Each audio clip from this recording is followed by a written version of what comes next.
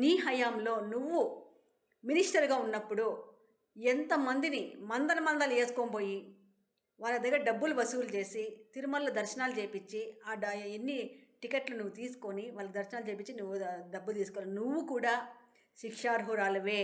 నిన్న నువ్వే డైరెక్ట్గా చెప్తున్నావు. జోగి రమేష్ గారిని ఓదార్చకపోయినప్పుడు పైకి బింకంగా కనిపిస్తున్నా ప్రతి ఒక్కరిలో భయం ఉంది, అయ్యో దేవుడు ఏం చేస్తాడేమో భయం ఉంది అని నువ్వే అన్నావు. మళ్ళీ ప్రెస్ మీట్ ముందు వచ్చి నాటకాలు ఆడతాడు, వేషాలు వేస్తాడంట పవన్ కళ్యాణ్ గారిని. నీ నాలుగు కట్ చేస్తాం వచ్చి నగిరికి. ఇంతవరకు రోజా గురించి నేను మాట్లాడలేదు, ఎందుకంటే ఇలాంటి వరస్ట్ క్యారెక్టర్ గురించి మాట్లాడేదే వేస్ట్ ఆఫ్ ది టైం అనేసి.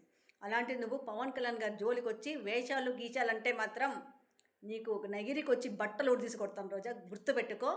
నువ్వు ఈసారి గాన వేషాలు గీషాలు అని పవన్ కళ్యాణ్ గారి గురించి కానీ దేవుడి విషయంలో కానీ చీప్గా మాట్లాడి నాటకాలు అవి ఇవి అన్నావంటే మాత్రం మదనపల్లి నుండి మేము మహిళలందరూ వచ్చి నగిరికే వచ్చి నిన్ను చెప్పుల హారం వేసి ఆ చెప్పులతోనే కొడతామని సందర్భంగా తెలియజేసుకుంటూ ఖబర్దార్ రోజా.